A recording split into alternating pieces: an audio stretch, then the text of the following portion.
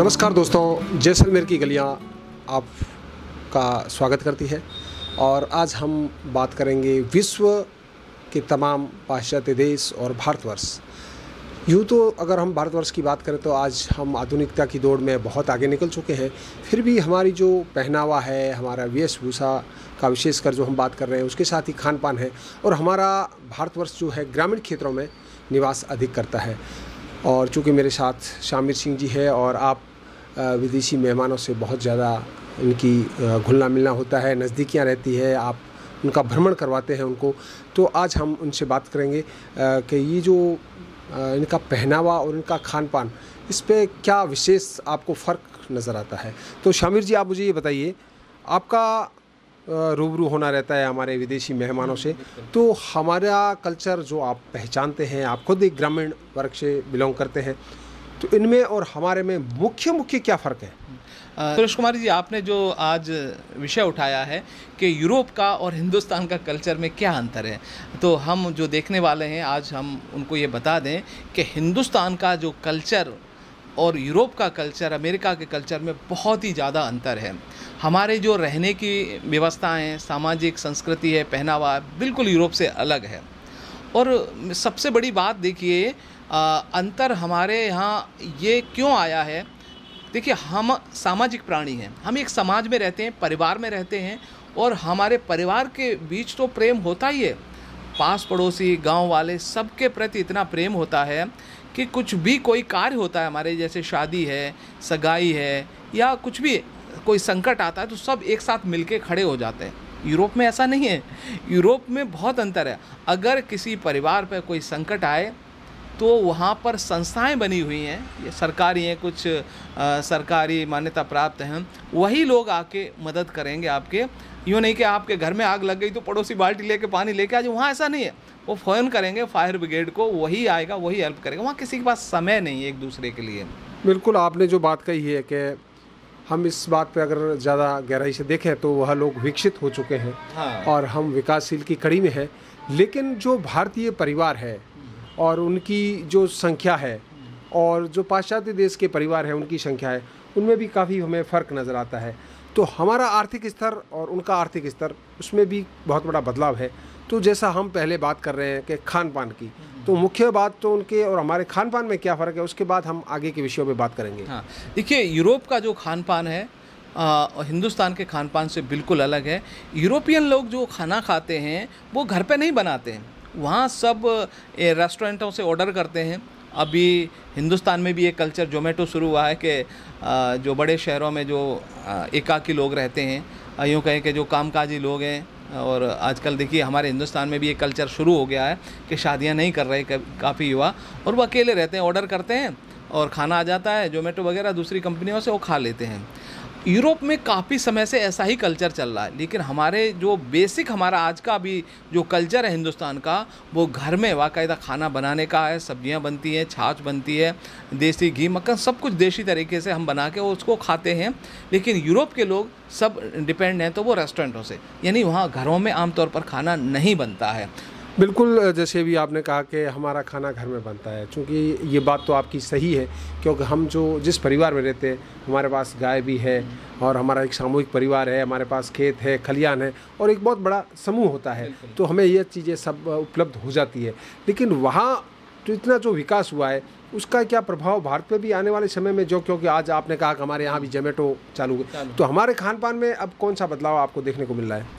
हाँ, देखिए, जो हम बात करें अगर भारतीय संस्कृति में बदलाव खान पान में नहीं, सब चीज़ में हो रहा है। अच्छा। हाँ, देखिए, यहाँ पर जो पहनावा है, जो पुराने समय में हम खादी के कपड़े, कुर्ता पाजामा पहनते थे, आजकल जीन्स वगैरह, और अब तो देखिए महिलाएं की बात करें तो साड़ी छोड़ करके वो भी जीन्स से पहनने लग गई हैं। और यहाँ तक कि देखिए हमारे घरों के अंदर अभी शौचालय बन गए। हालांकि ये तो अच्छी बात है, हमारे हिंदुस्तान में पहले घरों के अंदर शौचालय बनाने का रिवाज नहीं था। जंगल में जाते थे फ्रेश होने के लिए, ताज़ी हवा भी मिल जाती थी और फ्रेश भी होके आ जाते थे, जंगल की सैर भी हो जाती थी। अभी इतना समय नहीं रहा है कि जंगल में 1-2 किलोमीटर बाहर जाया जाए, जल्दी से उठ करके, और या तो ड्यूटी जाना होता है या अपने दूसरे कामों में लग जाते हैं। तो जो टॉयलेट बने उसमें भी वेस्टर्न स्टाइल आ गई है। यानी हम इतने आलसी होते जा रहे हैं कि हम ठीक से अपने टॉयलेट जो पुराने होते थे उनमें बैठ भी नहीं सकता आज का व्यक्ति हिंदुस्तान का। इतना बदलाव हमको देखने को मिल रहा है। अगर हम जो आपने बात की है तो यह तो श्यामवीर जी ऐसा है कि जो हमारी जनसंख्या है, सेंसेक्स है, उस समय जब हम भारत आज़ाद हुआ था या भारत की आज़ादी से पहले की बात करें तो बहुत बड़ा बदलाव आ गया है। मृत्यु दर पे रोक लग चुकी है, जन्म दर जो है वह भी है, लेकिन आदमी की आयु जो है वह बढ़ गई है। तो इससे ये पॉपुलेशन का थोड़ा एक बहुत बड़ा गैप आया है। तो इसलिए अब जो बाहर शौच करना वगैरह ये हमारी भारत सरकार ने बिल्कुल इस पर तो हर जगह पे मनाही का ही कहा है। तो ये तो बदलाव एक बहुत अच्छा है।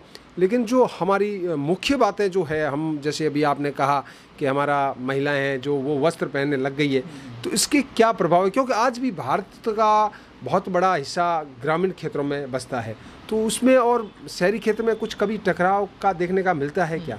देखिए सुरेश जी, हम ना सिर्फ संस्कृति खान पान में बदलाव हो रहा है, हमारी दृष्टि में भी बदलाव हो रहा है। देखिए, हम यूँ नहीं कह रहा कि यूरोप वालों की दृष्टि अच्छी नहीं है, वो भी बड़े अच्छे लोग हैं और वो भी सामाजिक सरोकार रखते हैं। देखिए, पुराने समय में जो हमारे गांव के लोग होते थे, पूरे गांव से उनका एक ख़ास रिश्ता होता था। जो भी बेटियां हैं, बहनें होती थीं या बेटियां होती थीं या माँ या बुआएँ होती थीं। लेकिन आज का नज़रिया बदल गया है। अगर बाहर कहते हैं कि खुले में शौच क्यों बंद करी, जाना ठीक भी नहीं, महिलाओं की लोक लाज भी आ जाती है। तो क्योंकि हमारी पहले दृष्टि होती थी, उनको पता रहता था कि इस इलाके में महिलाएं जाती हैं शौच के लिए, उस इलाके में कोई पुरुष नहीं जाते थे, सिर्फ महिलाओं को ये परमिशन होती थी। लेकिन वो दृष्टि में भी कहीं ना कहीं बदलाव हुआ है। ये भी कारण रहा कि जो टॉयलेट बने हमारे हिंदुस्तान में, वो एक अच्छा कदम है और बनने चाहिए। हर घर में टॉयलेट हमको यूज भी करने चाहिए। मैं तो चाह रहा हूँ ये हमारे एक हिंदुस्तान के लिए एक मतलब हम कुछ आगे बढ़े हैं, अपने कल्चर को और विकसित किया है। जो मैं तो ये कहता हूँ, अगर किसी कल्चर में कोई बुराई है तो हमको उसको त्यागने में कोई संकोच नहीं करना चाहिए। बिल्कुल, आपने जैसे कहा कि कोई भी नई चीज़ हमें से अनुग्रह इसका करना चाहिए, इसको ग्रहण करनी चाहिए। लेकिन एक बात और भी है, जो हमारे सामूहिक परिवार है भारतवर्ष में, बड़े परिवारों का आज के समय में थोड़ा इसमें हम दो हमारे दो और वो भी शहरीकरण और फ्लैट में रहने का चलन हो चुका है। लेकिन हमारे संयुक्त परिवार और जो पाश्चात्य देशों के छोटे छोटे परिवार है, बच्चे कहीं और रह रहे हैं, माँ बाप कहीं और रहे हैं, माँ सुबह जा रही है काम पे, बाप शाम को जा रहा है, लेट आ रहे, कभी हफ्ते में 2 दिन मिल लिए। तो यह भारत में इसका कितना प्रभाव पड़ रहा है और आने वाले इसके क्या परिणाम भारत में देखने को मिल सकते हैं? ये हमारे भारत में आज भी जो है सामाजिक व्यवस्थाएं या साम्यवादी व्यवस्थाएं, हम अभी पूंजीवादी की तरफ बढ़ते जा रहे हैं। जिस दिन हिंदुस्तान में पूंजीवाद हावी हो गया, हमें भी ऐसा ही करना पड़ेगा, सबको काम करना पड़ेगा। अभी ऐसा है कि देखिए, सामाजिक व्यवस्था में ऐसा होता है, एक व्यक्ति कमाएगा लेकिन खाएंगे सब मिलके, प्रेम से रहेंगे। लेकिन यूरोप और अमेरिका में क्या है, पूंजीवादी व्यवस्था है और पूंजीवादी व्यवस्था में एक आदमी के कमाने से उसी का खर्चा चल सकता है, दूसरा आदमी बैठ के नहीं खा सकता। तो वहाँ पर सभी को कार्य करना पड़ता है। कोई जैसे 15-16 साल का बच्चा हो गया तो उसकी पढ़ाई ख़त्म करने में उसको भी काम पे जाना पड़ेगा, नहीं तो जीना मुश्किल है वहाँ पर। जैसा आपने कहा कि सभी को आने वाले समय में भारत में भी ऐसा काम करना पड़ेगा, लेकिन भारत का जो मूल है वो हमारे ग्रामीण क्षेत्र, हमारी संस्कृति में बसता है, हमारे त्योहारों में बसता है। जब तक हम समूह में नहीं रहते हैं तब तक हमारी ये जो परंपराएं हैं ये हमें बहुत छोटी लगती है। तो आने वाले समय में आपको क्या लगता है कि हमारी परंपराएं जब ये विघटन हो जाएगा, परिवारों का विघटन हो जाएगा, हर व्यक्ति कमाने के लिए भागने लग जाएगा, तो फिर हमारी जो संस्कृति है इसमें क्या प्रभाव पड़ेंगे? हाँ, देखिए, हिंदुस्तान में आप कहीं भी जाओगे, खासकर में यूरोपियन लोग आते हैं, बड़े आश्चर्य में पड़ जाते हैं जब हमारे हिंदुस्तानी लोगों के चेहरों पर एक सुकून और मुस्कुराहट देखते हैं। बड़े आश्चर्य में, क्या यार हिंदुस्तान, हम तो सोचते हैं बड़ा गरीब लोग है। देखिए, ये व्यक्ति जा रहा है, इसके पास ठीक से कपड़े भी नहीं है, जूते भी नहीं है, पैसा तो कितना होगा इसकी जेब में, लेकिन इसके चेहरे पर बड़े सुकून और मुस्कुराहट है। तो ये हमारा जो हिंदुस्तान है, क्योंकि हमारे हिंदुस्तान का कल्चर ये है कि ग्रामीण लोग पूरे साल की व्यवस्था करके रखते हैं।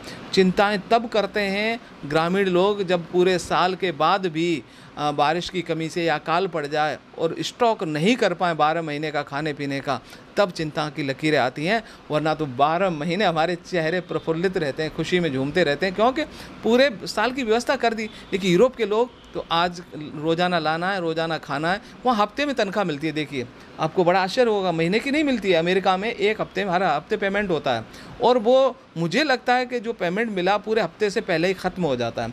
तो चेहरे पे मुस्कुराहट कहाँ रहेगी? और वहाँ देखिए, कंक्रीट की बहुत बड़ी बिल्डिंगें, होटल, रेस्टोरेंट, मॉल, इतना व्यावसायिक चीज़ है कि बिना पैसे के तो हम उनको सिर्फ देख सकते हैं, अंदर भी नहीं जा सकते। गांव के लोग यहाँ पर देखिए आते हैं, बाज़ार में स्वच्छंद विचरण करते हैं, अच्छा लगा कुछ खरीद भी लेते हैं छोटा मोटा। वहाँ यहाँ कोई बड़ा मॉल वगैरह नहीं है, छोटी छोटी चीज़ें उनकी जो ज़रूरत की होती है। तो खुशी का कारण यही है कि जैसी हमारी जेब है वैसी यहाँ व्यवस्था है। वहाँ बड़ी व्यवस्थाएं तो हैं, लेकिन वहाँ बड़ी जेब नहीं है, पॉकेट नहीं है। सबसे बड़ा कारण यही है कि हिंदुस्तान के लोग आज भी बहुत सुखी हैं। यूरोप में इतना धनवान और विकसित होने के बाद भी वो लोग हमको दुखी नज़र आते हैं। श्याम जी, आपने बहुत एक बढ़िया बात की है कि हमारे चेहरों पे मुस्कान रहती है। लेकिन मैं एक हमारे इस कार्यक्रम के अंत में एक आपसे क्वेश्चन करना चाहूँगा, सवाल करना चाहूँगा कि भारत के लोग धनाढ्य है या जो हमारे ये मेहमान घूमने के लिए आते हैं? क्योंकि जब हम इनकी वेशभूषा देखते हैं, इनके पास बड़े बड़े साधन संपन्न लोग आते हैं, जो जिस विषय से आता है, जो से कोई फोटोग्राफर है तो उसके पास अपने साजो सामान होते हैं, संगीतकार है तो वो अपने बड़े बड़े सामान साथ में लाता है। और तो संपन्न वो लोग हैं या भारत के लोग संपन्न हैं, ये मेरा सवाल आपसे है। हाँ, देखिए इतना बढ़िया सवाल आपने पूछा है। संपन्नता जो हम कहें तो हम किससे आंकते हैं? हमको आत्मसंतुष्टि से आंकनी चाहिए।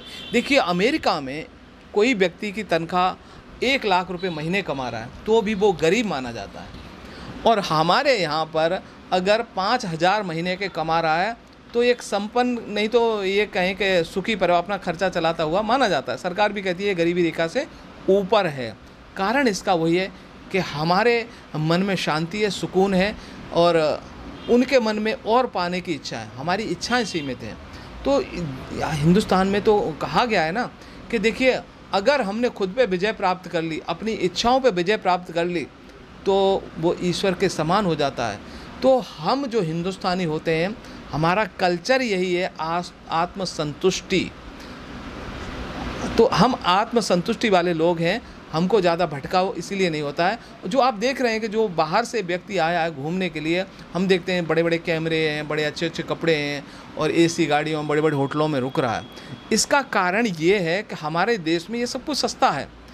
एक यूरोप वाला वहाँ से $1 लाख लेके आएगा तो यहाँ पर उसको अगर एक्सचेंज कराएगा तो 72-76 लाख रुपए मिल जाएंगे, और हम 72 लाख रुपए लेके जब अमेरिका जाएंगे तो हमको 1 लाख रुपए मिलेंगे, और 1 लाख रुपए में हम क्या कर लेंगे? कारण उनका यही है कि वो यहाँ बड़े शानदार तरीके से घूम लेते हैं, और हम यूरोप में जाकर के बहुत ही मुश्किल से घूम पाते हैं। सबसे बड़ा कारण ये नज़र आता है। बिल्कुल मित्रों, हमने बहुत ही एक गूढ़ की बात की थी कि भारत के सामाजिक व्यवस्थाओं में खान पान, वेशभूषा और धनाढ्य संपन्नता की बात की। जैसे श्यामवीर जी ने बताया कि एक तो हमारा वहाँ का और यहाँ का जो हमारा पैसा है उसमें बहुत बड़ा अंतर है इसकी वजह से। बाकी धनाढ्य की बात करें तो शायद हम भारतवर्ष के लोग संतोषी जीवन के लोग हैं, और उससे बड़ा कोई सुख है ही नहीं। तो उससे बड़ा कोई सुख नहीं है। यहाँ एक व्यक्ति पूरे परिवार को संचालित करता है, वहाँ परिवार होते नहीं हैं। वहाँ मिसेज आज है, कल दूसरी आएगी, बच्चे कहीं और पढ़ रहे हैं। तो इसलिए भारत में और पाश्चात्य देशों में बहुत बड़ा फ़र्क है। श्यामवीर जी ने बहुत अच्छे तरीके से हमें छोटी छोटी बातें बताई। तो दोस्तों, नए विषय के साथ फिर हाजिर होंगे। तब तक के लिए मुझे इजाज़त। जय हिंद, जय भारत।